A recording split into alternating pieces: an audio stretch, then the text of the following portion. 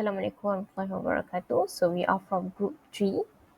We'll present about personal interest ravage a company which is Satyam Computer Service Limited India. We consist of 3 members, Nur Patricia, Faiz Irfan and Falin Sakina. So let's get started. Hi, my name is Nur Patricia. Now, we delve into the intricate world of accounting fraud, a practice where a corporations deliberately manipulate financial statements to portray a rosier financial picture. This can involve overstating revenue, understating costs, or inflating asset values, all in a bid to attract investors, boost the company's reputation, or for personal gain. However, let's be clear, manipulating statistics isn't just unethical, it's a criminal offense with dire legal consequences. Moving on, let's discuss the critical concept of toned at the top. This refers to the ethical atmosphere set by an organization's leadership influencing employee behavior and culture. Strong leadership is essential to prevent fraud, promote ethics, and ensure long term success. Yet, in cases like Satyam, where former chairman Ramalinga Raju admitted to inflating assets and fabricating earnings, it's evident that the tone set by upper management was one of greed over ethics, ultimately leading to the company's downfall. This emphasizes the need to scrutinize top management's language for indications of unethical behavior. Now, onto asymmetric information, an issue where one party possesses superior information compared to others, leading to potential deception. In the case of Satyam, insiders held critical knowledge of fraudulent activities, while investors and regulators were left unaware, allowing the deception to persist unchecked. Shifting focus to the role and responsibility of the board of directors. Their primary duty is to ensure that the CEO serves the shareholders' interests, resolving agency concerns and overseeing governance mechanisms. However, the board's failure to hold management accountable in the Satyam scandal exposed poor corporate governance processes, underscoring the need for a more responsible and autonomous board. Let's continue. In corporate governance, managers may prioritize their self interest due to unequal information distribution with shareholders. This bias, coupled with mechanisms like anchoring and fairness, can lead directors to prioritize personal interests over optimal outcomes rather than maximizing value through rational choices. Take Mr. Raju for example, who inflated his company's financials to boost share prices, prioritizing personal gain over ethics.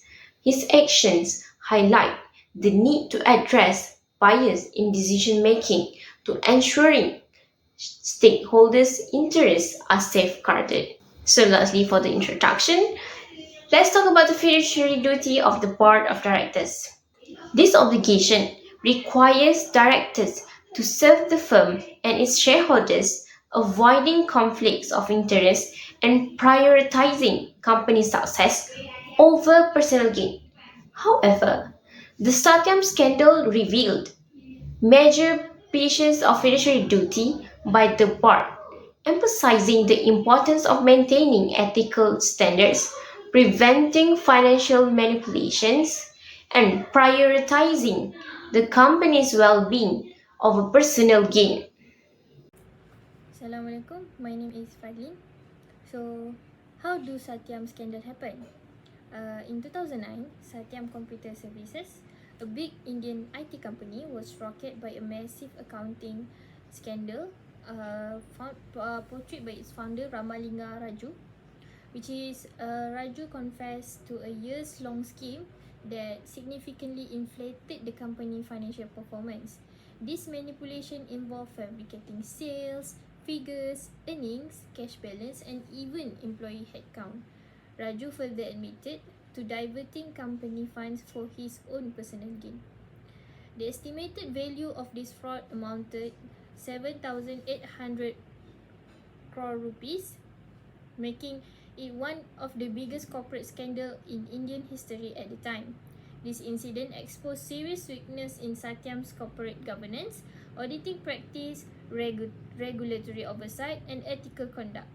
These ramifications were widespread, shattering the trust and confidence of investors, consumers, employees, and all stakeholders associated with the company. Satyam itself, its auditor, board member, and stockholders face severe consequences. So, how's the fraud was perpetrated and concealed? Okay, the first one I want to talk about who's related to the Satyam scandal. So the first one is the chairman of the Satyam scandal, which is Ramalinga Raju, and the other one is Rama Raju, which is the managing director, which is Raju's brother, and the other one is the auditor, also the board of director who conceal the scam and fraud. The next one is where this fraud happened.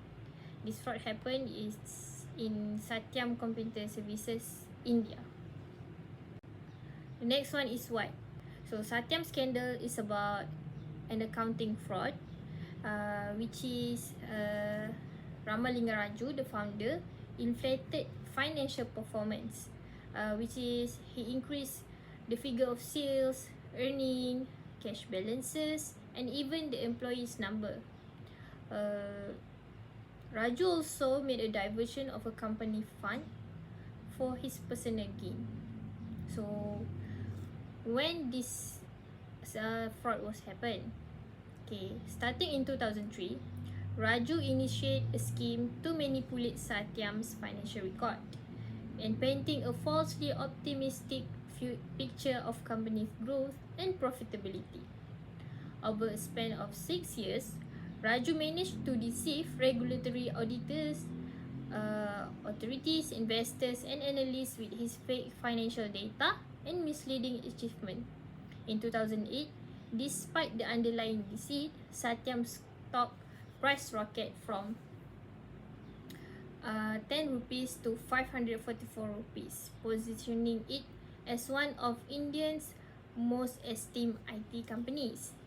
By late 2008, cracks began to show in Raju facades.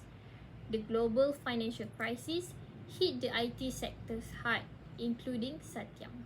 Raju eventually confessed to his fraud when he found himself backed into a corner with no other options. On January 7, 2009, he publicly admitted to inflating Satyam's asset by a stunning 7,800 crores rupees, constitute about 94% of the company asset. Next is who is the whistleblower? It is Jose Abraham. The Satyam scam was exposed by anonymous whistleblower who used a nickname as a Jose Abraham, sent emails to one of the company directors, Krishna Palepu, revealing the fraud about missing liquid assets. This email forwarded among board members and the auditor also triggered their concerns. Despite receiving calls from the board's audit committee, Chairman Ramalinga Raju did not respond. Instead, he reportedly met with financial executives to hide the fraud. It is revealed by the email between December 25 and January 7. Facing mounting pressure and fearing regulators, Raju ultimately confessed to manipulating Satyam's financials for years. So next is the pressure, opportunity, and rationalization about the fraud scam. So this three element is about a fraud triangle. The fraud triangle properly describes the three conditions that can lead to fraud, which is pressure, opportunity, and rationalization. All three elements must be present for a fraudulent act to take place. So firstly is pressure, which refer to financial, personal, or psychological pressure that drive individuals to commit fraud. In Satyam cases, the global financial crisis in 2008 severely impacted the IT sector, which also affected Satyam. Declining sales and profitability put pressure on Ramalinga Raju, the chairman, to maintain the company financial health. As Satyam's financial situation worsens, lenders and creditors demanded repayment, increasing pressure on Raju to find a solution. Satyam also being barred by the World Bank due to suspicious employee benefit, which added another layer of pressure, jeopardizing future project and revenue. Secondly is opportunity, which is refer to circumstances that allowed fraud to occur. Satyam Satyam have a weak internal control, lack of oversight, access to asset or sensitive information, and ineffective monitoring system. Additionally, Ramalinga Raju's influential position as a founder and chairman granted him significant authority over the company's operation, enabling him to manipulate financial record with relative ease.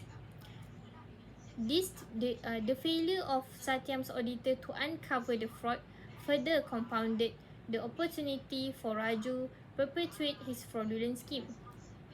And the last one, rationalization. It is about the cognitive process through which individuals justify their fraudulent behavior to themselves. They may convince themselves that their actions are justified given the circumstances, minimize the consequences of their actions, or blame external factors. For Raju, rationalization could have involved justifying his action as necessary to safeguard Satyam's reputation and his own entrepreneurial legacy. He might have convinced himself that the fraud was a temporary measure aimed at rescuing the company during challenging economic conditions.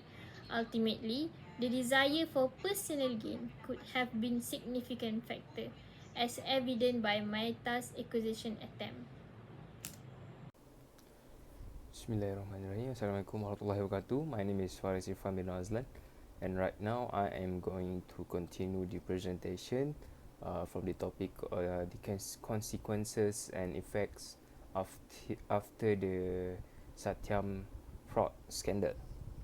So first of all, I'm going to start it with the auditor. From the perspective of auditor, the Institute of Chartered Accountants of India (ICAI) have banned Phulavarti Siva Prasad and Chiratapya Ravinet from participating as accountants permanently, as they did not do their job with truthfully. The second thing is disciplinary hearings. 4 other chartered accountants, including PwC auditors Taluri Srivanas and Subramani Gopalakrishnan, former Satyam CFO Vadiamani Srivinas, and ex-Satyam Internal Audit Chief V.S. Prashupra faced disciplinary hearings because of their scandals with the Satyam company. The second one, we are going to the company consequences. What have happened to the company after the Satyam scandal? So first of all, Satyam was removed from the S&P CNX Nifty 50 share index on January 12, 2009 due to the scandal. And secondly, the Tech Mahindra have acquired Satyam through a public auction, rebranding the company as Mahindra Satyam. And right now they are still having the company in India. So let's go to the next point. Moving on to the next point is what have happened to the board of director of Satyam after the Satyam scandal. So first of all, on January 10, 2009, the company law board have dissolved, and the existing board of director effectively removing their authority to manage Satyam anymore. And secondly, this decisive action conveyed the government zero tolerance and stance towards financial misconduct and signal the seriousness of government handling the situation. And for the third point, it stated that the board of directors has faced an intense scrutiny following this scandal. So, moving on to the next point. Moving on to the next point, which is the most crucial point, that is shareholders. The financial losses that has happened to the shareholders. First of all, the shareholders has experienced a really devastating moment. They experience significant financial losses as a result of the Satyam scandal. Secondly, the scandal cast doubt on India's status as preferred investment destination. Most of the shareholders and most of the potential shareholders have been questioning if India is the perfect place to spend their money on. For the third point, shareholders grapple with uncertainties regarding the revival of Satyam and the broader implication for investing in Indian companies. Just like what I said, they start to doubt if investment in India will give their money back or not. So moving on to the next point. So moving on to the next point, which is the other parties. The other parties that have been affected by the Satyam scandal is SEBI, which is the Securities and Exchange Board of India. In response of the Satyam scandal, the Securities and Exchange Board of India (SEBI) took drastic measures to strengthen corporate governance (CG) standards and financial reporting rules. This is to ensure that there is no more scandal to be made or to be happen in the future. Secondly, SEBI developed a new corporate code aimed at improving corporate governance practice among publicly traded business in India. This is whereby to make sure that all of the company in India follows the rules and regulations that have been stated and not doing anything that could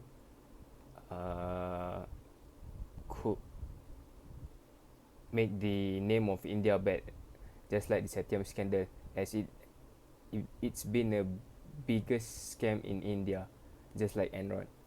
So that is all from me for these consequences, and I'm passing it to my friends. So, the conclusion here is the Satyam scandal served as a powerful reminder of the critical importance of ethics, transparency, and effective governance in the corporate world. By learning from this event, we can build a future grounded in integrity, trust, and lasting prosperity. Additionally, combating evolving fraud schemes like the Big Butchering scam demands insight into the psychological vulnerabilities of victims, including issues like poor self esteem.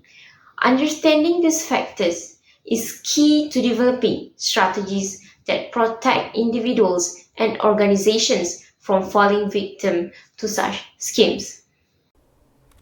So thank you to my friends. So right now I am going to continue the presentation for the topic of the wisdom that I would like to share. So what have we learned towards doing this assignment is we have learned the importance of the corporate governance in the Satyam affair. Underscores the critical importance of strong corporate governance. It reminds us that business must uphold responsibility and openness to the shareholders to ensure that their action serve the interests of all parties that are involved. And following the scandal, significant changes were made to India regulatory framework.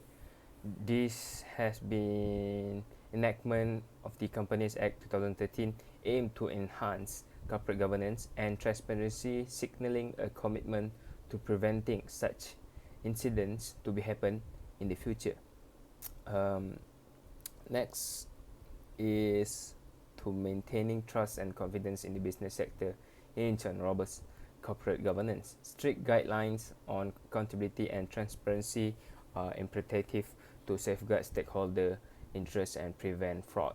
So, uh, in conclusion, we have learned that the Satyam affair served as a powerful reminder of the significance of sound corporate governance, of the sound of corporate of governance, accountability and transparency, and it compels business to answer for their deeds and reinforce the necessity of strong regulatory framework to preserve confidence in the business community.